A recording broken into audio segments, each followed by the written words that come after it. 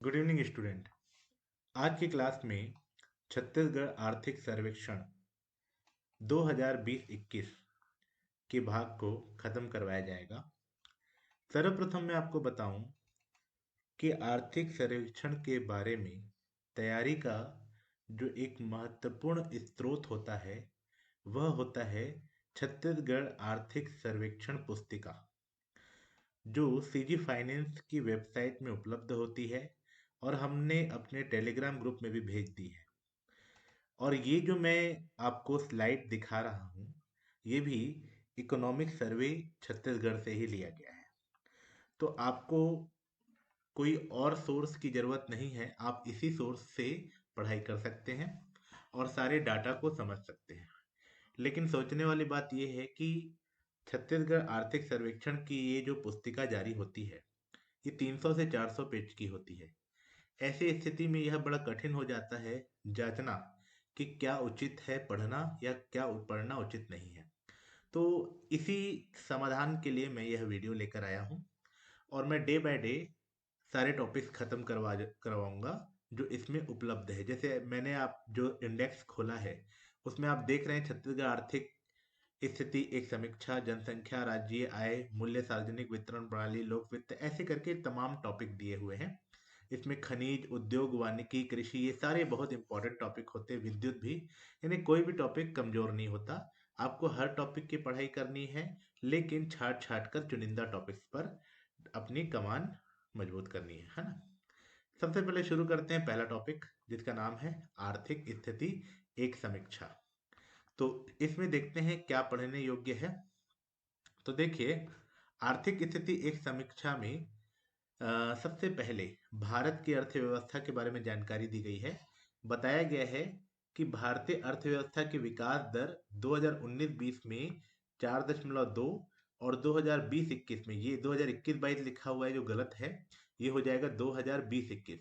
2020-21 में विकास दर है -7.7, यानी कि हर साल प्लस में विकास दर प्राप्त होती है और 2020-21 की विकास दर माइनस में प्राप्त हुई। इसका मतलब ये हुआ कि भारत में कोरोना का जो प्रभाव था वह यहाँ की जीडीपी में भी और विकास दर में भी देखा गया, क्योंकि जीडीपी में ही वृद्धि को विकास दर के रूप में देखा जाता है।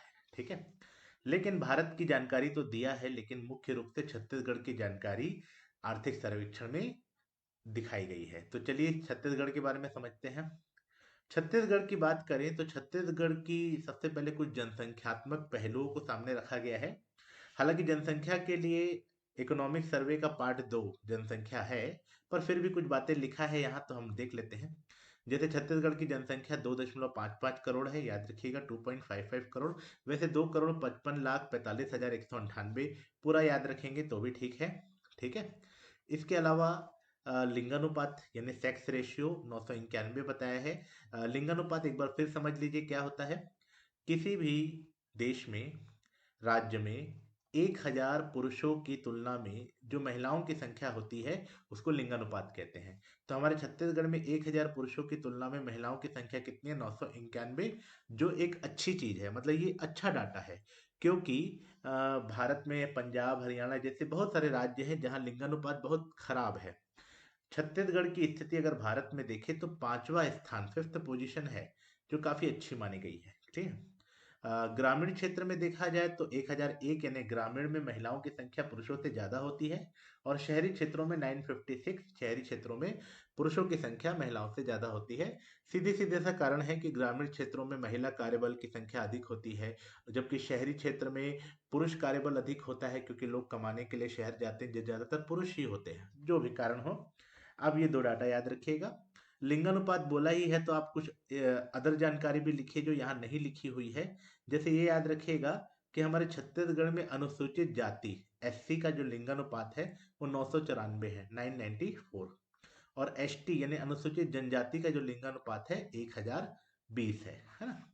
हालांकि ये दोनों जानकारी आगे मैं दूंगा, तो आप इधर से भी ले लीजिए, आगे मैं बताऊंगा वहां से भी ये जानकारी प्राप्त कर लीजिएगा। ठीक है, नेक्स्ट आते हैं शिशु मृत्यु। एक साक्षरता दर यहाँ लिखा हुआ है, इसको याद रखिएगा 70.3%, यानी हमारे छत्तीसगढ़ में 100 में लगभग 70.3% लोग साक्षर हैं।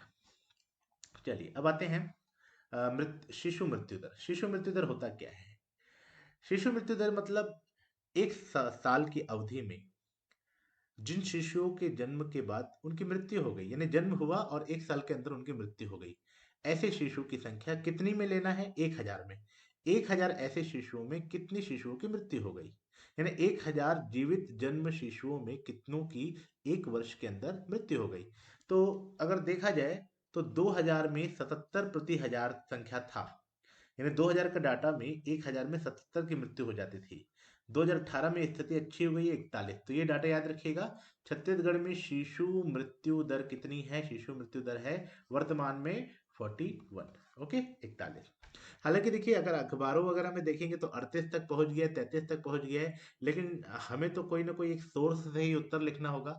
तो सोर्स के हिसाब से देखा जाए तो 41। ओके, अब आते हैं मातृ मृत्यु दर। तो मातृ मृत्यु दर क्या होता है कि जैसे प्रसव अवधि के दौरान, यानी कोई महिला किसी बच्चे को जन्म दे रही है, प्रसव अवधि, उस दौरान अगर किसी की मृत्यु हो जाती है, महिला की या माता की मृत्यु हो जाती है, तो उसकी संख्या को 1 लाख पर कितनी संख्या है ऐसा कंपेयर किया जाता है। यानी प्रति 1 लाख पर ऐसी माताएं जो प्रसव अवस्था के दौरान जिनकी मृत्यु हो गई है ना, या वो प्रसव पीड़ा को सहन नहीं कर पाई, शिशु को जन्म देते समय उनकी मृत्यु हो गई, तो उनकी संख्या को मातृ मृत्यु दर के रूप में जाना जाता है, जिसको 1 लाख पर लिया जाता है। तो इनकी संख्या अगर देखा जाए तो 2001-3 में भारत में 301 था, 301, और छत्तीसगढ़ की स्थिति तो बहुत खराब थी, 379। यानी छत्तीसगढ़ की स्थिति भारत के एवरेज से भी ज्यादा खराब थी, है ना। लेकिन अब स्थिति थोड़ी ठीक हो गई है, और आपको यही डाटा याद रखना है। वर्तमान में देखा जाए तो वर्तमान में भारत में मातृत्व मृत्यु दर हो गया है 113, 113, और छत्तीसगढ़ में है 159। ये संख्या याद रखिएगा, 159 छत्तीसगढ़ में वर्तमान मातृत्व मृत्यु दर। अच्छा, मातृत्व मृत्यु दर होता क्यों है? ऐसा क्यों होता है? ऐसा इसलिए होता है क्योंकि लोग संस्थागत प्रसव न कराकर असंस्थागत प्रसव कराते हैं। संस्थागत प्रसव क्या होता है? अगर आप डॉक्टर की निगरानी में, नर्स वगैरह की निगरानी में बच्चे की डिलीवरी कराते हैं, उसको संस्थागत कहते हैं। और अगर आप जो ग्रामीण क्षेत्रों में परंपरागत रूप से चला आ रहा है, दाई वगैरह की सहायता से या उनके बिना जो डिलीवरी करवाते हैं, उसे असंस्थागत कहते हैं। तो हमारे छत्तीसगढ़ में चूंकि संस्थागत कम प्रसव होता है, असंस्थागत प्रसव ज्यादा होता है, इस वजह से ये समस्या होती है। पर इसके लिए भी एक अच्छा आंकड़ा सामने आया है। क्या आया है कि हमारे भारत छत्तीसगढ़ में 2005-6 में एक रिपोर्ट के अनुसार, जहां 2005-6 में संस्थागत प्रसव कितना होता था? 2005-6 में संस्थागत प्रसव होता था 14.3, जो बढ़कर 2015-16 में कितना हो गया? 2015-16 में संस्थागत प्रसव होता है 70.2। ये बहुत अच्छी जानकारी है, 70.2 संस्थागत प्रसव पहुंच चुका है। ठीक है, 70.2। क्लियर? इसमें संस्थागत प्रसव से जुड़े हुए दो डाटा दिए हुए हैं। एक डाटा दिया है शासकीय अस्पताल में, और एक ओवरऑल संस्थागत प्रसव। तो शासकीय अस्पताल वाला भी यहाँ देख लीजिए। शासकीय अस्पताल में संस्थागत प्रसव 2005-6 में 6.9% था, जो बढ़ करके 2015-16 में 15.9 हो गया, और ओवरऑल संस्थागत प्रसव 70.2 हो गया। तो इसे याद रखिएगा, इंपॉर्टेंट जानकारी है। चलिए आगे बढ़ते हैं। अब मैं बढ़ता हूँ छत्तीसगढ़ राज्य सकल घरेलू उत्पाद। ये बहुत अच्छा टॉपिक है। सबसे पहले राज्य घरेलू उत्पाद को समझाने से पहले घरेलू उत्पाद, सकल घरेलू उत्पाद क्या होता है ना। तो जब मैं भारत पढ़ाता हूँ तब मैं आपको ये बात समझाता ही हूँ कि किसी भी देश की भौगोलिक सीमा के भीतर एक वित्तीय वर्ष में उत्पादित समस्त वस्तुओं एवं सेवाओं के अंतिम मौद्रिक मूल्य को क्या कहते हैं? सकल घरेलू उत्पाद। यानी अगर हमारे देश राज्य में, छत्तीसगढ़ राज्य में एग्रीकल्चर, इंडस्ट्री, सर्विस सेक्टर, इन सभी क्षेत्रों से जितना भी प्रोडक्शन हो रहा है या इनकम हो रही है, उन सबको अगर हम ऐड कर दे तो उसे क्या कहा जाता है? सकल राज्य घरेलू उत्पाद कहा जाता है। ठीक है, तो सकल राज्य घरेलू उत्पाद में अगर हमारे छत्तीसगढ़ की ग्रोथ देखी जाए, ग्रोथ है ना, तो विकास दर का पूरा डाटा दिया हुआ है, 2011-12 से शुरू किया है। ठीक है, 2012-13, 2013-14, 2014-15, 15-16, 16-17, 17-18, 18-19, बहुत लंबे डाटा दिए हुए ना, 2011-12 से लेकर 2020-21 तक दिया हुआ है। तो क्या आप सबको याद रखेंगे कि हर साल कितना ग्रोथ रेट रहा? नहीं, आपको मैं कुछ चुनिंदा बता रहा हूँ। एक तो आप याद रखिएगा कि जो एसजीडीपी है, यानी हमारे छत्तीसगढ़ का राज्य घरेलू उत्पाद, वह इस साल यानी 2020-21 में कितना रहा? तो 2020-21 में रहा -1.77, जो बहुत ही ज्यादा निराशाजनक है। पर क्या कर सकते हैं, लॉकडाउन था, इस स्थिति में और कुछ किया भी नहीं जा सकता। तो हमारी ग्रोथ रेट राज्य की माइनस में चली गई, -1.77। तो एक तो ये इंपॉर्टेंट है। एक सर्वाधिक वृद्धि दर किसमें हुआ, है ना? तो सर्वाधिक वृद्धि दर मतलब इन पूरे 9 सालों में अगर हम देखें तो सर्वाधिक वृद्धि दर हमें मिली है 2016-17 में, ठीक है? ये रहा 2016-17, इसका जो वृद्धि दर था, सर्वाधिक वृद्धि दर 2016-17 कितना वृद्धि दर था? 12.13, 12.13। सबसे कम बोलेंगे तो यही था जो 2020-21 में -1.77 बताइए सबसे कम, और सबसे ज्यादा 2016-17 में 12.13। तो इस राज्य सकल घरेलू उत्पाद के बारे में इतना जानकारी होना पर्याप्त है। ओके, चलिए अब मैं आपको बताता हूँ कि हमारे, अच्छा एक चीज कई बार ऐसे भी पूछ लेते हैं, अगर मैं आपको समझा रहा हूँ तो कहीं ऐसा ना हो जाए कि इसमें आपका टॉप प्रश्न छोड़ जाए, है ना? इन आंकड़ों को ध्यान से देखिए, 5%, 10%, 1.77, 2.57, 12.13, 3.1। यानी ऐसा नहीं है कि कंजिक्यूटिव बढ़ रहा है या कंजिक्यूटिव घट रहा है। देखिए, 5 के बाद 10 बढ़ा, 10 के बाद 1.77 घटा, यानी लगातार बढ़ रहा नहीं है। तो इसमें क्या प्रश्न बनता है कि छत्तीसगढ़ राज्य का सकल घरेलू उत्पाद के 2011-12 से लेकर के 2020-21 तक कैसी प्रवृत्ति रही है? पहला, सकल घरेलू उत्पाद वृद्धि की, सकल घरेलू उत्पाद कमी की, वृद्धि एवं कमी दोनों की। तो उत्तर क्या होगा? वृद्धि एवं कमी, यानी हमारे राज्य में सकल घरेलू उत्पाद का जो ग्रोथ रेट है वो बढ़ा है, घटा है, बढ़ा है, घटा है, दोनों रहा है, ठीक है? अब आते हैं सबसे मेन टॉपिक पर। एस जी डी पी में भागीदार तीन बड़े सेक्टर कौन है? मतलब इन हमारे किसी भी राज्य के सकल घरेलू उत्पाद में सबसे बड़े तीन सेक्टर कौन से भागीदार है? पहला भागीदार होता है कृषि, एग्रीकल्चर। दूसरा भागीदार होता है उद्योग, इंडस्ट्री। और तीसरा भागीदार होता है सर्विस, सेवा क्षेत्र। अगर हमारे भारत में देखें तो सबसे बड़ा भागीदार होता है सेवा क्षेत्र, लेकिन हमारे छत्तीसगढ़ की बात कुछ अलग है। छत्तीसगढ़ में देखा जाए तो छत्तीसगढ़ में उद्योग का बड़ा रोल है। खैर, मैं पहले तीनों के रोल बता देता हूँ। 2020-21 के हिसाब से कृषि का रोल है 17.64, 17.64। यानी हमारे 100% जीडीपी में 17.64% जीडीपी हमें कृषि से मिलती है। उद्योग की बात करें, 46.43 उद्योग का हमारे छत्तीसगढ़ राज्य के सकल घरेलू उत्पाद के में सबसे बड़ा योगदान होता है। कितना? 46.43%। फिर आते हैं सेवा। सेवा का कितना? 35.94। ये बहुत इंपॉर्टेंट जानकारी दिया हूँ, तीनों जानकारी एकदम से बता रहा हूँ कि आपको एग्जाम में ये प्रश्न फेस करने के लिए आ सकता है। तो कृषि का 17.64, उद्योग का 46.43, सेवा का 35.94, ठीक है? चलिए अब आते हैं कृषि, उद्योग और सेवा के अलग अलग आंकड़े समझते हैं। सबसे पहले कृषि का आंकड़ा समझते हैं। तो कृषि में भी वृद्धि दर बताया है, जैसे मैंने आपको ओवरऑल जीडीपी वृद्धि दर बताया, तो कृषि का वृद्धि दर कैसा रहा है? और कृषि के वृद्धि दर को भी 2015-16, 16-17, 17-18, 19-20 सब में दिया है। तो इसमें भी आपको इतने डाटा पढ़ने की जरूरत नहीं है। आपको नॉर्मली याद रखना है कि कृषि की जो वृद्धि दर है, ठीक है, वृद्धि दर, वह 2020-21 में कितनी रही? तो देखिए 2020-21, ठीक है, और वृद्धि दर 4.61, तो याद रखिएगा 4.61। तो कृषि की वृद्धि दर 2020-21 में 4.61 रही। एक डाटा ये इंपॉर्टेंट है।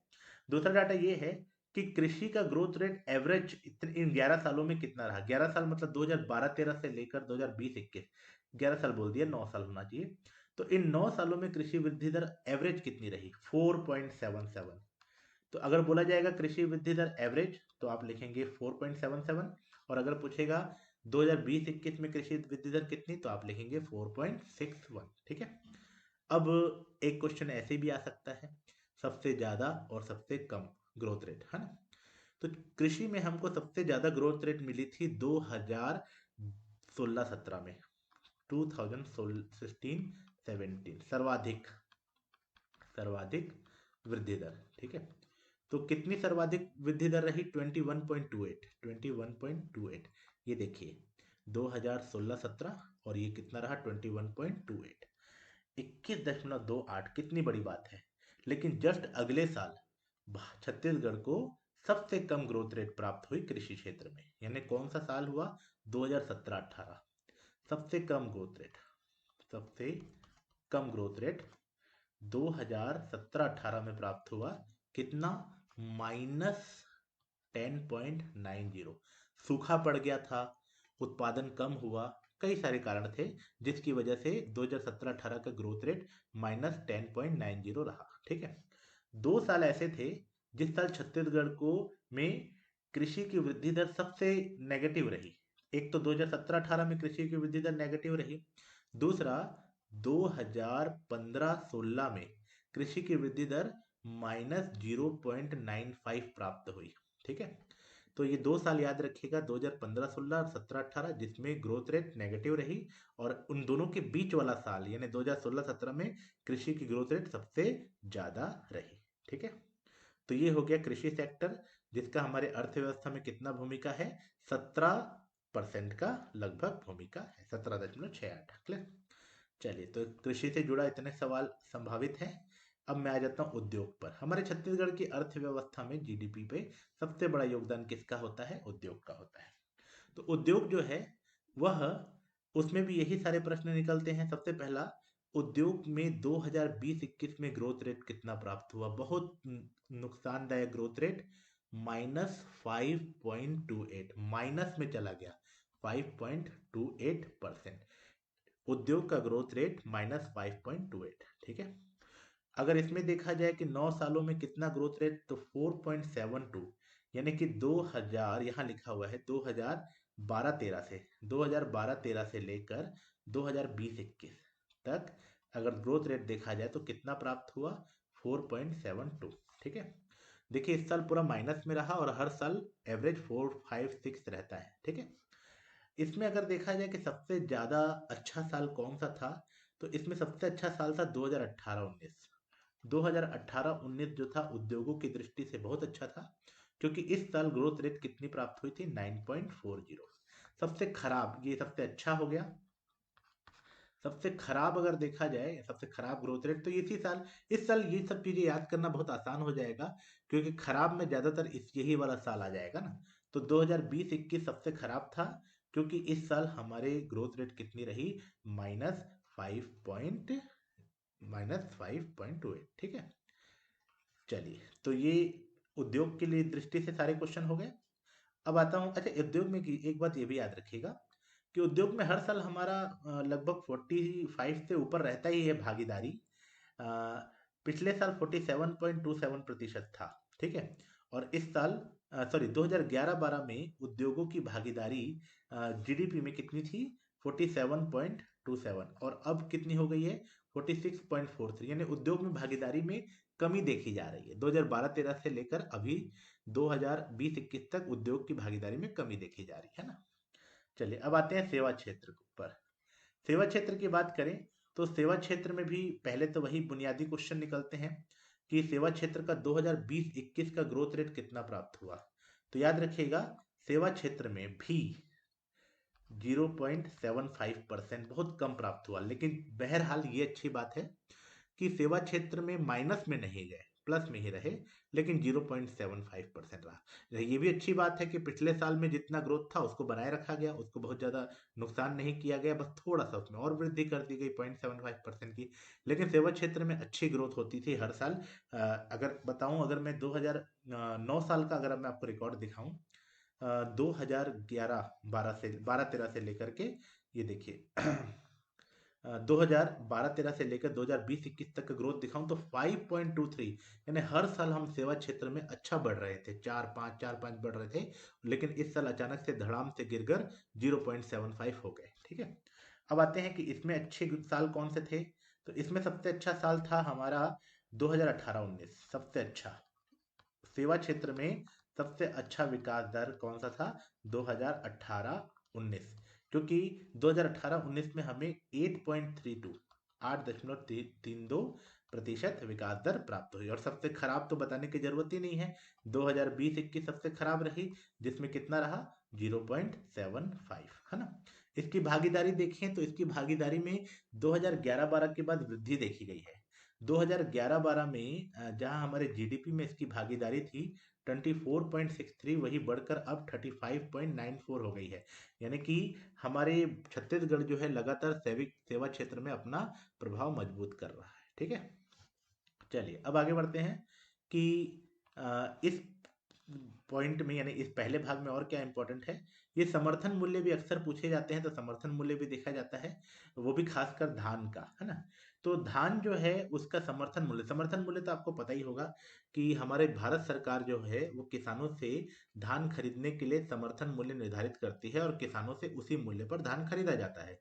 तो जो समर्थन मूल्य होता है वह केंद्र सरकार राज्यों को देती है और उनसे उनका धान खरीदती है ना। हालांकि हमारे राज्य सरकार अपनी तरफ से कुछ राशि बढ़ा करके चाहे तो उस समर्थन मूल्य में वृद्धि कर सकता है, और राज्य सरकार भी अपना हस्तक्षेप करके किसानों की स्थिति को अच्छा कर सकता है ना। तो धान का समर्थन मूल्य 2020-21 में अगर देखा जाए तो जो कॉमन धान होता है ना, सामान्य धान का समर्थन मूल्य है 1868 पर क्विंटल।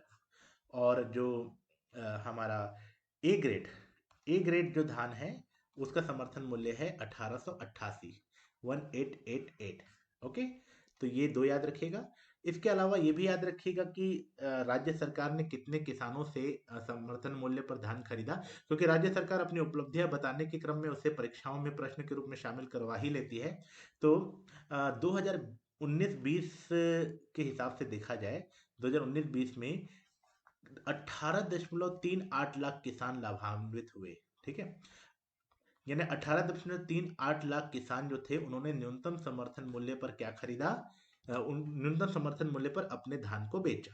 ठीक है, और कितना धान खरीदा गया उनसे? कुल मिलाकर 83.95 लाख टन धान उनसे खरीदा गया, और इतना धान खरीदने के बदले उन्हें 15,286 करोड़ रुपए दिए गए। हालांकि ये करोड़ रुपए याद मत रखिएगा, जरूर याद रखिएगा कितने किसान लाभान्वित हुए? 18.38 लाख किसान लाभान्वित हुए। अच्छा, सरकार जब इन अनाज को खरीदती है तो अनाज का करती क्या है? तो सरकार इस अनाज को खरीदती है फूड कॉरपोरेशन के माध्यम से, और उसके बाद इन इन अनाजों को सस्ते मूल्य पर बेचती है। ठीक है, जो आप लोगों ने पीडीएस दुकानें सुना होगा, पब्लिक डिस्ट्रीब्यूशन सिस्टम दुकान, जिसको उचित मूल्य की दुकान कहा जाता है, वहां पर इनको बेचा जाता है। तो यहाँ पर उनकी संख्या भी पता होना जरूरी है। तो हमारे राज्य की बात करें तो हमारे राज्य में पीडीएस दुकानें जो हैं, उचित मूल्य की दुकान, वह ग्रामीण क्षेत्रों में और शहरी क्षेत्रों में अलग अलग है। शहरी क्षेत्रों में कम और ग्रामीण क्षेत्रों में ज्यादा। शहरी क्षेत्रों में 1302 पीडीएस दुकानों, शहरी क्षेत्र में 1302, और ग्रामीण क्षेत्र में इनकी दुकानों की संख्या है, ग्रामीण क्षेत्र में 11,149। तो ये डाटा इंपॉर्टेंट है, याद रखिएगा। ठीक है, तो इसी के साथ पार्ट 1 खत्म होता है। मैं कल पार्ट 2 जनसंख्या के साथ फिर से आऊंगा सामने, और छत्तीसगढ़ की जनसंख्या से जुड़े हुए महत्वपूर्ण डाटा को समझाऊंगा। आज जो भी बताया हूँ इसको अपनी कॉपी में अच्छे से नोट करेंगे। कोई भी डाउट रहेगा तो कमेंट बॉक्स पर मुझसे पूछ सकते हैं। चलिए, गुड डे।